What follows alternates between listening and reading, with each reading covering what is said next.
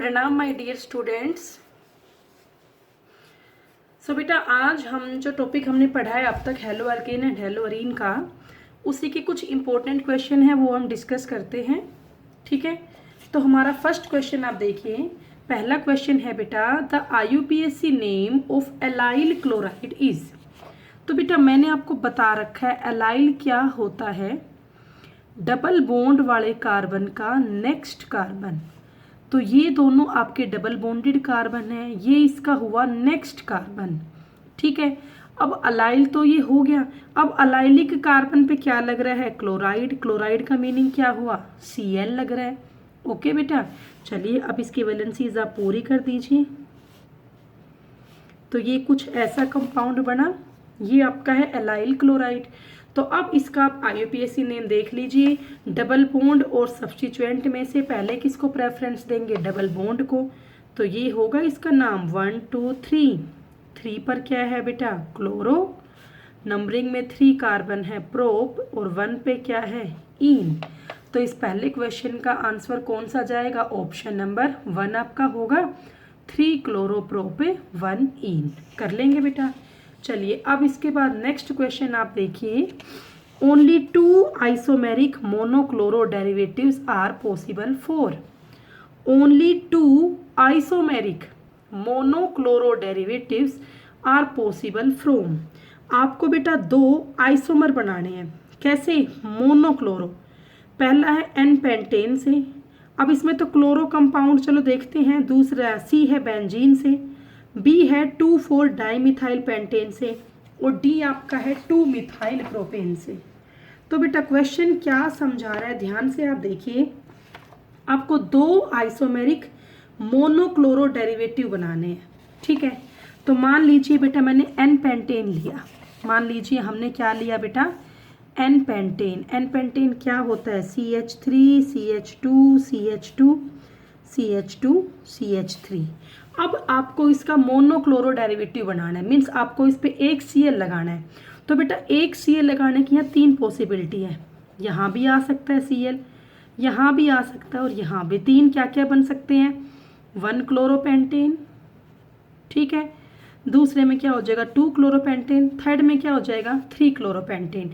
तो इस जो पहला ये कंपाउंड इसमें दे रखा है एन पेंटेन, इसके तो 2 आइसोमर बन नहीं सकते, नहीं बन सकते ना बेटा। समझ में आ गया क्यों।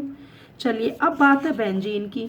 तो बेटा अगर मैं बेंजीन की बात करूँ तो बेंजीन का तो बस एक ही बनेगा, ये क्लोरोबेंजीन। इसका कोई दूसरा नहीं बनना, तो बेंजीन भी नहीं हो सकता। चलिए थर्ड देखते हैं। थर्ड है 2,4 डाइमिथाइल पेंटेन। यहाँ बना लेते हैं, पेंटेन है बेटा, और इसकी 2 पे, सॉरी यहाँ नहीं आएगा, 2 पे और 4 पे क्या लगे हुए हैं, मिथाइल। अब बेटा आप खुद देखो, यहाँ पर क्लोरो लगाने की पॉसिबिलिटी कहाँ कहाँ है। एक तो यहाँ है कार्बन 1 पे, एक यहाँ है कार्बन 2 पे, एक यहाँ है कार्बन 3 पे। इसके तो फिर से 3 आइसोमर्स बन गए। ऐसा यहाँ से हो जाएगा 1 2 3। ये तो फिर से गलत हो गया, ये भी नहीं होगा। लास्ट अब देखिए 2 मिथाइल प्रोपेन। 2 methyl propane. ठीक है, इसको आप बनाइए 1 2 3। प्रोपेन है और 2 पर क्या है बेटा, मिथाइल। इस कंपाउंड को आप ध्यान से देखिए, वैलेंसीज को आप पूरा कर दें। कर दे बेटा। अब आप देखो ये तीनों कार्बन तो एक जैसे हैं, ध्यान से बात को समझना बेटा। ये तीनों कार्बन तो एक जैसे हैं। अब मैं इसकी H हटा के Cl लगाऊं, इसकी H हटा के Cl लगाऊं, या इसकी H हटा के Cl लगाऊं, बात तो एक ही है ना। जब तीनों कार्बन ही एक जैसे हैं तो आप किसी भी कार्बन की H हटा के Cl लगाओ, बात तो बेटा सेम ही है। तो एक आंसर तो क्या होगा, मान लो मैंने इस कार्बन की H हटाई और यहाँ मैंने Cl जोड़ दिया। हमने बेटा इस कार्बन की H हटा के क्या जोड़ दिया, Cl। ठीक है, तो पहला ऑप्शन आंसर तो हमारा ये बन गया। अब आप खुद देखो, इन तीनों में से कहीं भी Cl लगा लो, बात तो वही है। तो एक आंसर तो ये हो गया। अब आप खुद सोचिए यहाँ पे दूसरा H हटाने की पॉसिबिलिटी कहाँ से है। इस कार्बन का H यहाँ से हटा सकते हैं हम, और यहाँ बदले में क्या जोड़ सकते हैं, Cl। क्या जोड़ सकते हो, Cl।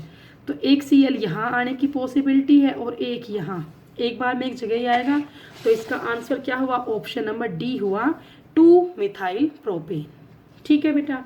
चलिए इसके बाद नेक्स्ट क्वेश्चन आप देखिए, Which of the following alkyl halides have all the hydrogen atom equivalent? Question क्या कह रहा है बेटा कि आपको एल्काइल हेलाइड्स गिवन है, आपको ये बताना है इन सभी एल्काइल हेलाइड में से किस में सारे हाइड्रोजन एटम इक्विवेलेंट है, मतलब सेम है, उनकी सेम वैलेंसीज है, एक जैसे ही जहाँ पे हाइड्रोजन एटम है। तो पहला आप देखिए आइसोब्यूटाइल क्लोराइड आता है बनाना, आइसोब्यूटाइल क्लोराइड। आइसो का मतलब क्या है, टर्मिनल कार्बन के नेक्स्ट कार्बन पे एक मिथाइल। अब ब्यूटाइल का मीनिंग टोटल कार्बन कितने हैं, 4 हैं, तो 1 2 3 कार्बन तो आपके हो चुके हैं, तो यहाँ पे हो गया CH2Cl, CH3 और H। अब क्वेश्चन क्या कह रहा है, किस कंपाउंड में सारे हाइड्रोजन एटम इक्विवेलेंट है। तो बेटा आप इसमें देखो, क्या आपके सारे हाइड्रोजन इक्विवेलेंट है, नहीं है बेटा। यहाँ पर 3H जुड़ रहे हैं कार्बन से, यहाँ भी 3H जुड़ रहे हैं, बट यहाँ कार्बन से एक ही H जुड़ रहा है, यहाँ कार्बन से 2H जुड़ रहे हैं। तो जब सेम नंबर में H एटम जुड़ते हैं ना कार्बन से, तो वो इक्विवेलेंट होता। तो क्या ये कंपाउंड इक्विवेलेंट है, नहीं है। नेक्स्ट आप देखिए, अगला आपका क्वेश्चन कह रहा है यहाँ पे नियोपेंटाइल क्लोराइड, नियोपेंटाइल क्लोराइड। तो पहले हम बना के देख लेते हैं नियोपेंटाइल क्लोराइड। देखिए ध्यान से बेटा, नियो आपको समझा रखे हैं, टर्मिनल कार्बन के नेक्स्ट कार्बन पे 2 मिथाइल। बेटा टर्मिनल कार्बन के नेक्स्ट कार्बन पे 2 मिथाइल होंगे, नियो तो ये हो गया, और पेंटाइल का मीनिंग क्या है, टोटल कार्बन एटम कितने हैं, 5। तो यहाँ कितने कार्बन हो चुके हैं, 1 2 3 4 तो हो चुके हैं, ये हो गया 5th कार्बन। अब यहाँ मैंने लगा दिया Cl, ऐसा हो गया, ये आपका है नियोपेंटाइल क्लोराइड।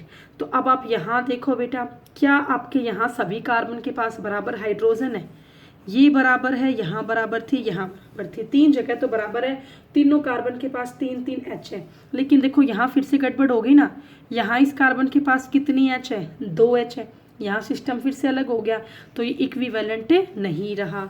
चलिए नेक्स्ट अब देखिए, अगला है आपका N ब्यूटाइल क्लोराइड।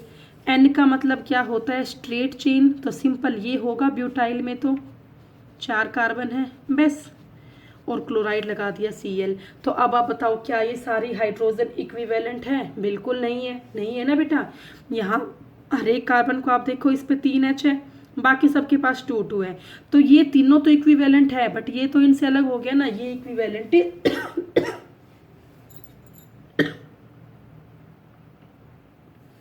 तो बेटा ये तीनों तो इक्विवेलेंट है, बट ये तो नहीं है ना, तो ये ऑप्शन भी नहीं होगा। चलिए अब लास्ट ऑप्शन देखिए, लास्ट ऑप्शन क्या आपका, tight butyl chloride. Last option is tight butyl chloride. तो टाइट आप देखिए क्या होता है, जिस कार्बन पे हेलोजन एटम है, टाइट का मीनिंग होता है टर्शरी, जिस कार्बन पे हेलोजन एटम है उस पे 3 R ग्रुप होंगे, और बेटा टाइट मतलब टर्शरी है, तो इस कार्बन पे कितने CH3 होंगे, 3। Butyl means total carbon atom 4 थे, टोटल कार्बन यहाँ 4 ही है ना, 1 2 3 4, ठीक है। टर्शरी ये है, टोटल कार्बन 4 है, तो ब्यूटाइल, तो इसका नाम क्या बना, टाइट ब्यूटाइल क्लोराइड। अब आप देखो बेटा, क्या ये इक्विवेलेंट है, बिल्कुल है। तीनों के तीनों कार्बन पे कितनी हाइड्रोजन है, 3 3, ऑल आर CH3, तो ये इक्विवेलेंट हुआ।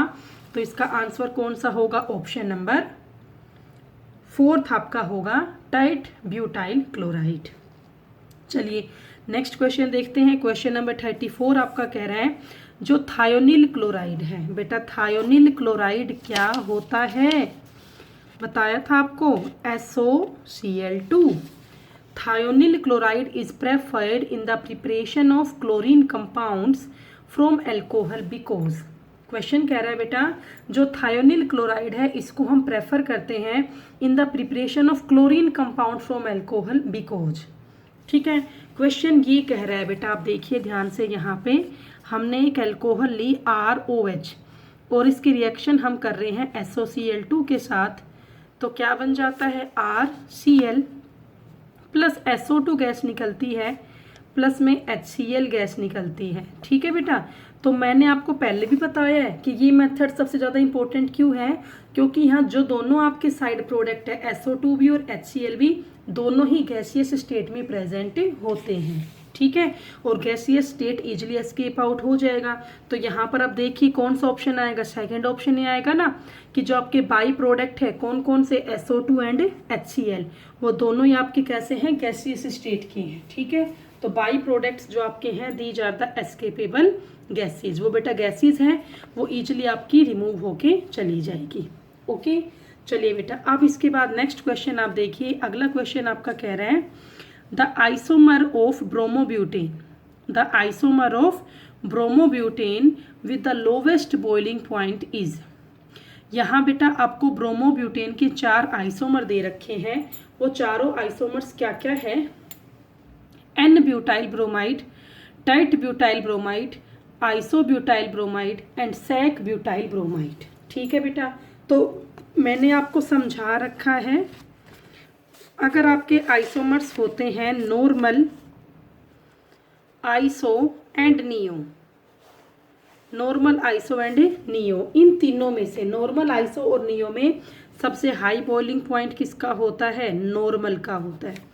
किसका होता है, नॉर्मल का। वजह, क्योंकि नॉर्मल वाले का लार्ज क्या होता है, सरफेस एरिया, और अगर सरफेस एरिया ज़्यादा होता है तो वहाँ पर ग्रेटर होगी van der Waals force of attraction, greater होगा वान डर वाल फोर्स ऑफ अट्रैक्शन, ठीक है बेटा। तो यहाँ तो नॉर्मल का हुआ। अब अगर मैं बात करती हूँ प्राइमरी, सेकेंडरी और टर्शरी में, ये भी तो आइसोमर्स है तीनों, प्राइमरी, सेकेंडरी एंड टर्शरी। तो प्राइमरी, सेकेंडरी और टर्शरी में से जो आपका प्राइमरी है इसका सबसे हाई बॉइलिंग पॉइंट होता है। तो सबसे कम किसका होगा बेटा, टर्शरी का होगा। तो बस अब आप देख लीजिए 35 जो क्वेश्चन आपका है इसका आंसर कौन सा होगा, ऑप्शन नंबर फर्स्ट। देखो फर्स्ट तो एन है, अगर ये आता कि हाईएस्ट किसका होगा तो बेटा इन चारों में हाईएस्ट तो किसका होता, एन ब्यूटाइल ब्रोमाइड का। पता है ना क्यों, एन आपका स्ट्रेट चेन में था, अभी समझाया मैंने, लेकिन इसने तो लोवेस्ट पूछा है। तो अब आइसो बचा और सैक और टाइट। बेटा आइसो सैक तो सेम सी बात होती है। सेकेंडरी और टर्शरी में से किसका बॉइलिंग पॉइंट कम होगा, अभी मैंने पढ़ाया आपको, किसका कम होगा बेटा, बताइए, टर्शरी का। तो इसका आंसर क्या होगा, ऑप्शन नंबर 35 होगा, टाइट ब्यूटाइल ब्रोमाइड। ओके, चलिए अब इसके बाद मूव करते हैं क्वेश्चन नंबर 36 की तरफ। और क्वेश्चन नंबर 36 आपका है when the sodium salt of ethanol, sodium salt of ethanol. बेटा ध्यान से क्वेश्चन को आप देखिए, इथेनॉल का सोडियम साल्ट है। पहले तो आप ये बताओ इथेनॉल क्या होता है, C2H5OH, इसका सोडियम साल्ट है, कैसे बनेगा, NaOH से रिएक्शन करके। इसका OH और इसका H क्या निकल गया, H2O माइनस हो गया, क्या बचा बेटा, C2H5ONa। ये आपका बना sodium salt of ethanol, sodium salt of ethanol, और इसका नाम होता है बेटा सोडियम इथोक्साइड, सोडियम इथोक्साइड। इसका नाम बेटा क्या होगा, सोडियम Na, C2H5 इथाइल और ऑक्साइड क्या बन गया, इथाइल प्लस ऑक्साइड, इथोक्साइड। तो इसका नाम क्या बना, सोडियम इथोक्साइड। तो अब आप क्वेश्चन को ध्यान से पढ़ें, हमने यहाँ पर लिया है सोडियम साल्ट ऑफ इथेनॉल और इसका हम ट्रीटमेंट कर रहे हैं इथाइल ब्रोमाइड के साथ। तो प्लस में हमने क्या लेना है बेटा, C2H5ONa लिया, प्लस में क्या लेना है, इथाइल ब्रोमाइड C2H5Br, C2H5Br, ठीक है। तो इस क्वेश्चन का आंसर क्या होगा, यहाँ से Br और यहाँ से Na माइनस क्या हो गया बेटा, NaBr। तो यहाँ पर क्या बचा, आप खुद देखिए, C2H5O, C2H5O और इधर भी क्या है, C2H5। इस कंपाउंड का नाम ROR, कौन सा फंक्शन ग्रुप है, ईथर। तो इसका नाम क्या बना बेटा, di ethyl ether, di ethyl ether common name है, और इथोक्सी इथेन, इथोक्सी इथेन। ये इसका IUPAC नेम है और इस रिएक्शन का एक स्पेसिफिक नाम भी है, मैंने करवा दी है आपको ये रिएक्शन। इसका नाम है विलियमसन सिंथेसिस। इसका नाम क्या है बेटा? विलियमसन सिंथेसिस है। ठीक है, तो अब देख लीजिए ध्यान से आप, तो हमारा आंसर क्या होगा? अब इसमें बेटा IUPAC नेम ही गिवन है, अभी मैं बताया आपको। कॉमन नेम तो क्या है इसका? दोनों तरफ इथाइल है ना, डाई इथाइल ईथर। और इसका IUPAC नेम, दोनों सेम साइड आपके सेम कार्बन है तो कहीं से नंबरिंग कर लो। तो एक साइड तो इथेन हो गया और एक साइड इथाइल प्लस ऑक्सी क्या हो गया? इथोक्सी। तो इसका आंसर क्या बना? IUPAC name ethoxy ethane, common name di ethyl ether. तो बेटा अब आप देख लो यहाँ पे कौन सा ऑप्शन सही जाएगा। पहला है मिथोक्सी इथेन, ये तो हो नहीं सकता। सेकंड है इथोक्सी इथेनॉल, ये भी नहीं हो सकता।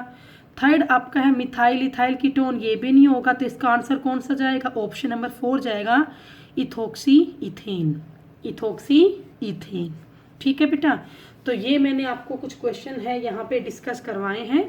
इनके अलावा मैं बेटा आपको और क्वेश्चंस दूंगी कल करने के लिए, आप उन क्वेश्चंस को करके देखना। और आपको कोई भी डाउट हो तो मुझे पूछ लेना आप लोग मेरे से। ठीक है बेटा, तो इतना आपका काम मैंने करवाया है आज।